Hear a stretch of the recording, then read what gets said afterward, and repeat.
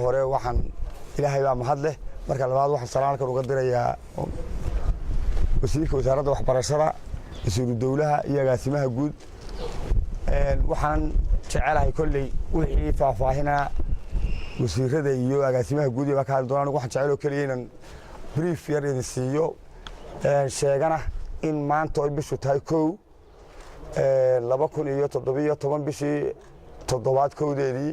in dalka oo dhan looga fadhiistay imtixaankii shahaadiga ah fasalada afraad iyo sideedaad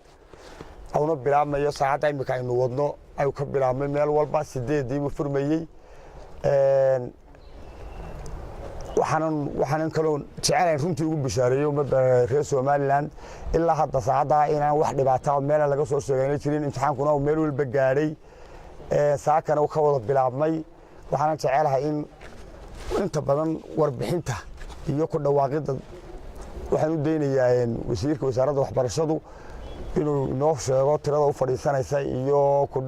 inuu maanta wixii faahfaahin u baahan aniguna kulli wixii dambe su'aalaha iyo kolba halka xaaladdu maraysa in la socodsiin doonaa maanta oo bishu tahay 1 abaar 8 subaxnimo waxa si rasmi ah u furmay imtixaankii shahaadiga ah ee dugsiyada dhexe fasalka 8aad iyo dugsiyada sare fasalka afraad oo u fariisteen tiro guud ahaan dhan 16558 arday oo u kala baxa 16500 oo arday oo dugsiyada 8aadka ah iyo 10058 arday oo dugsiga sare ah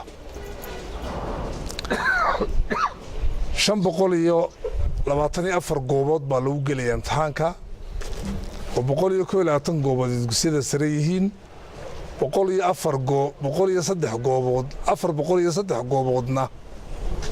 ay yihiin 403 gooboodna ay yihiin dugsiyada sare dugsiyada dhexe afwan dugsiyada dhexe waxa weeye 403 goobood dugsiyada sarena waa 120 goobood goobaha lagu gelaya